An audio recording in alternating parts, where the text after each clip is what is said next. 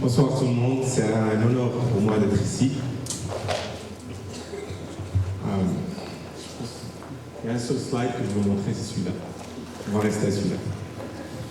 Donc, puisque le thème c'est Pioneer and Change, j'aimerais en quelques minutes partager avec vous un petit retour d'expérience sur le change, le changement ou bien les idées.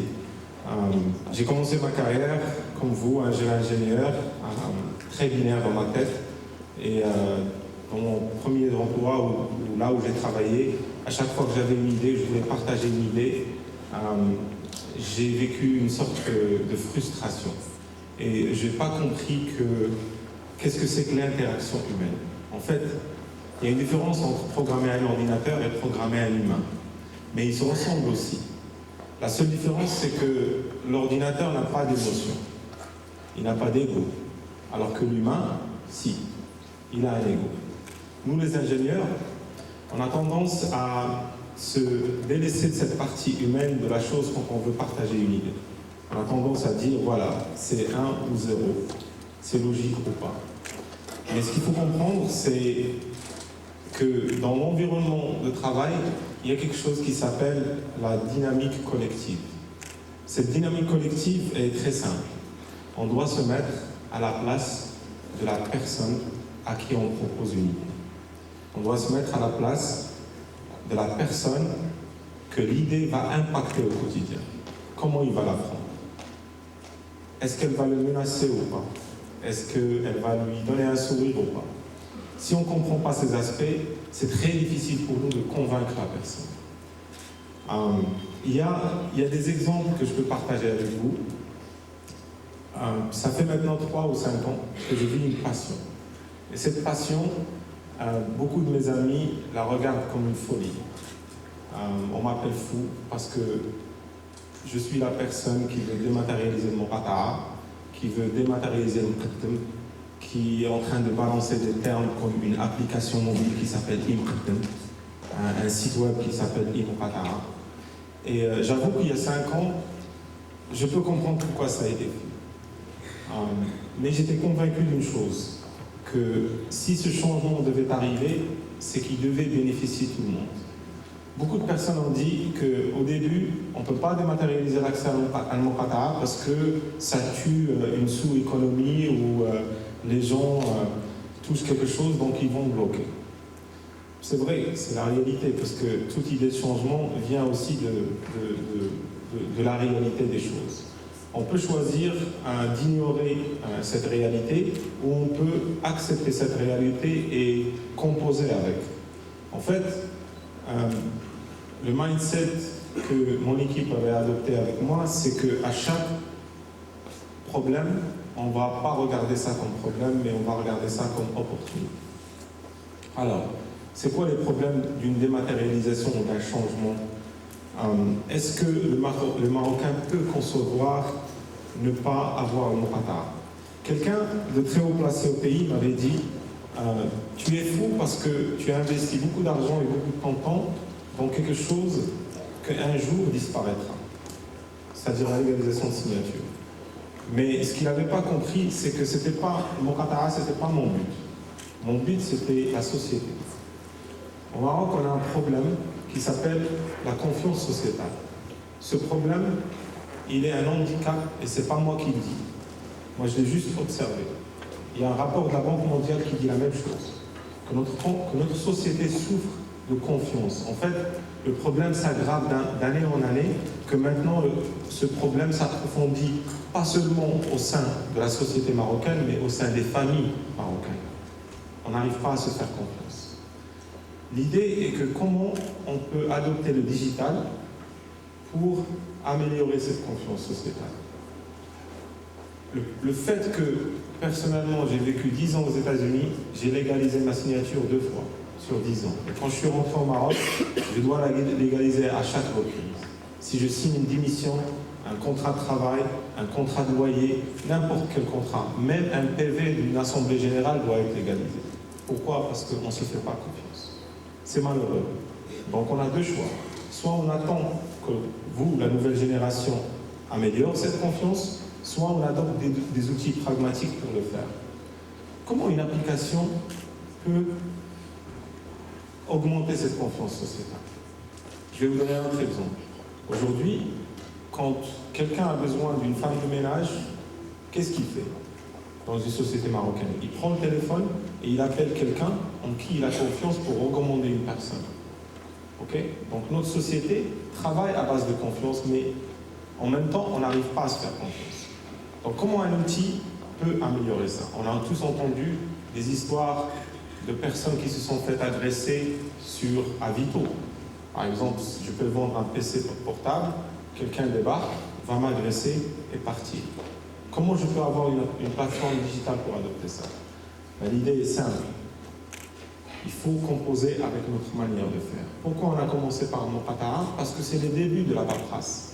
C'est là où la paperasse du Marocain commence. Comment on va digitaliser le Moqata'a? Est-ce que l'État a un grand budget pour ça? Non. D'abord, l'État n'a pas le budget. Et deuxièmement, si l'État avait ce budget, la dématérialisation de Moqata'a ne serait pas la priorité. Donc on doit répondre à ça aussi, pour que l'idée prenne. Donc aujourd'hui, la plateforme qu'on a mise en place, elle a pris 5 ans pour gérer. Donc ce que je partage avec vous, c'est le jus de 5 ans de travail.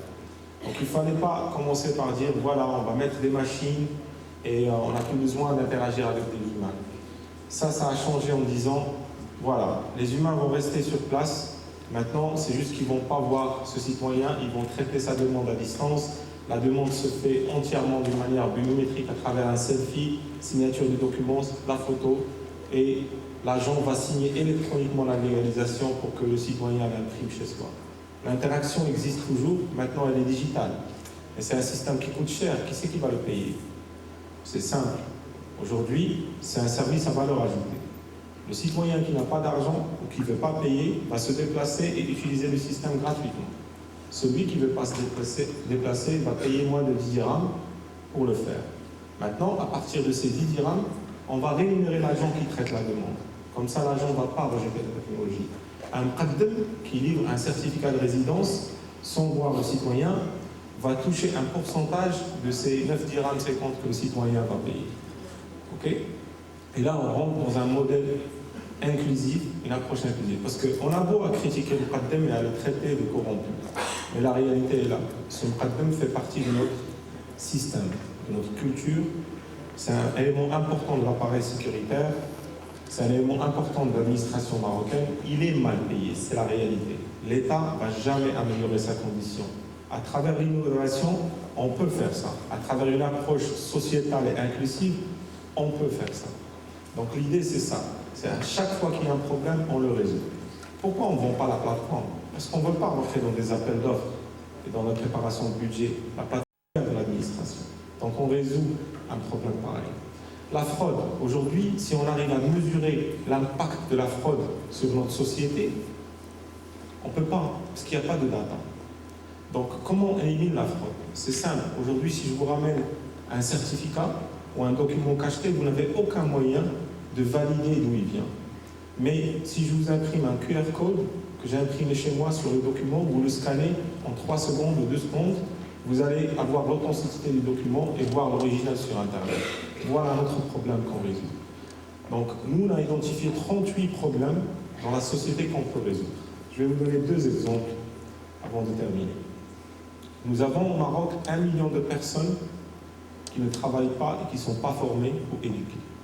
Ces personnes-là sont ce qu'on appelle les blue collars, les blues en bleu. Ces personnes travaillent avec la confiance aussi. Plomberie, menuiserie, gardien, chauffeur, femme de ménage.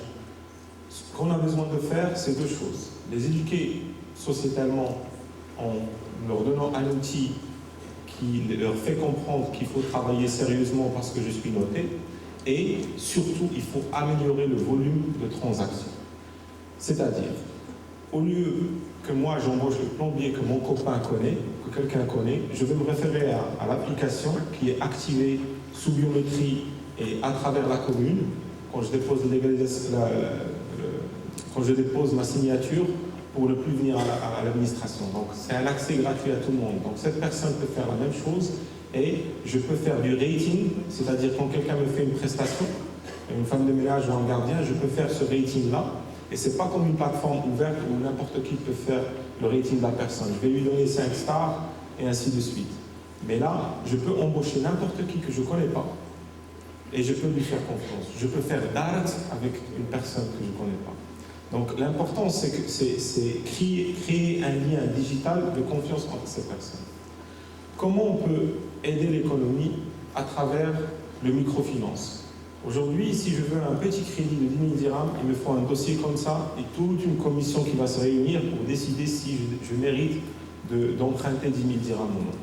L'idée, c'est que Waraqi, un jour, devient une plateforme nationale de facturation où je reçois toutes mes factures, télécom, l'IDEC, traite de voiture, loyer, je les reçois sur la plateforme et je les paye sur la plateforme. Pourquoi? Parce que quand je les reçois sur la plateforme, celui qui m'a envoyé la facture a un récépissé biométrique, c'est-à-dire qu'il connaît la seconde où mon visage a vu la facture. Okay? Et comme moi je paye cette facture, on capture la data. Donc dans 3 ans, quand j'ai besoin d'un petit crédit, il n'y a plus besoin de dossier de commission. Il y a un scoring. Il y a un data model prédictif qui dit que cette personne, elle est solvable, elle est financièrement responsable, elle a un score de tel et tel parce que je connais son historique de paiement sur 3 ans. C'est ce qui se fait ailleurs. C'est juste que l'approche elle est différente. La nôtre, elle est top-down, pas bottom-up. Le bottom-up ne marche pas.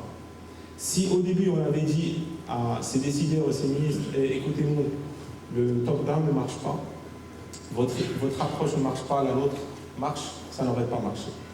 Donc, quand on change, quand on s'apprête à créer un grand impact sur la société, il faut y aller doucement, sûrement, mais surtout identifier l'intérêt de chacun. C'est difficile de faire bouger un groupe de personnes dans la même direction. Quand on est seul, on va vite, comme on dit. Mais quand on veut aller loin, il faut y aller avec les autres. Donc convaincre ces personnes de converger vers une idée prend du temps. C'est un investissement à faire. C'est le human touch. On peut garder nos skills d'ingénieur, c'est des skills techniques, mais les soft skills, ça, c'est très important. Malheureusement, on ne nous enseigne pas les soft skills. C'est EQ, Emotional Intelligence. Ça, parfois, on doit l'apprendre sur le terrain. Mais ce serait bien de se pencher sur ça et se rappeler qu'on est tous humains. Alors, pour revenir à notre idée, l'ultime goal, c'est vraiment avoir un Maroc sociétalement responsable et technologiquement avancé. Merci.